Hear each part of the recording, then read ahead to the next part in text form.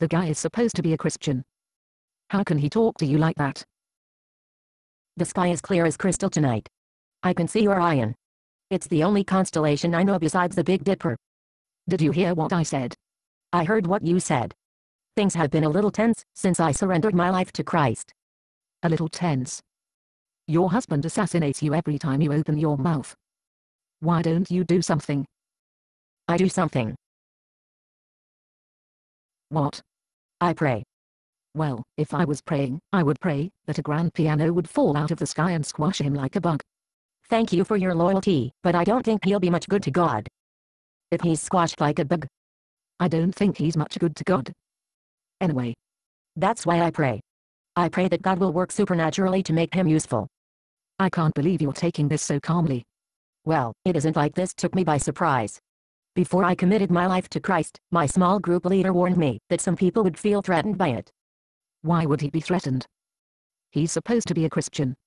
I'm not sure he's a Christian. I don't see much fruit in his life. But whether he's a Christian or not, only God can save him, and only God can bring him back. So, you're not going to pay him back for his insults? No. Because if you want to, I've got some snappy one-liners that will put him in his place real fast. No. Vengeance is mine, saith the Lord. It's God's job to punish him or change him. It's my job to love him. You can't just stand by and let him get away with it. Yes, I can. If I take on the job of justice, I am usurping the Lord's job. And I know I could never do his job as well as he can. You really are different, since you became a Christian, aren't you? Yes. I gave up running the universe. God does it much better. So, all you do is pray. You talk like prayer is not enough. Well, I guess it has changed you. What do you pray for? I pray that God will forgive me. Forgive you? For what? I have some really bad thoughts about my husband. I feel like calling it quits. Why don't you? The Lord doesn't give me that option. What God has joined together in marriage man cannot separate. So, you're stuck with him. He's stuck with me too. When I entered into the marriage I entered as a non-Christian. When I became a believer, I changed the rules. The poor guy married one woman and now he has to live with another. I shouldn't blame him for being a little upset. He cuts you up in little pieces and you make excuses for him. I'm just telling you how things are. It's not all his fault. I pray that God will reveal to me how my language and my behavior may have fanned the flames. I've never seen you fan the flames. I've got to constantly pray that I won't pull out a halo and look down my nose at him. I also pray that God will make me more useful in deepening my husband's commitment so we can be on the same page again.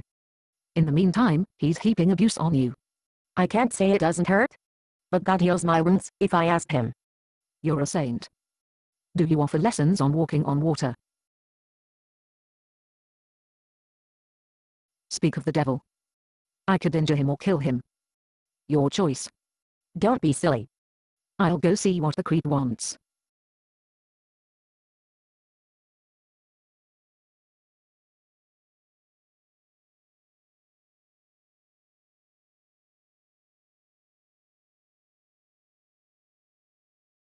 Hey, guess what? What? Your prayer worked. The jerk wants to apologize. He does? Well, maybe this is an answer to prayer. Just in case it's not, let me find the rock or something heavy. Based on a pally by Bob Snook. Conditions for use: do not sell any part of this script, even if you rewrite it. Pay no royalties, even if you make money from performances. You may reproduce and distribute this script freely, but all copies must contain this copyright statement.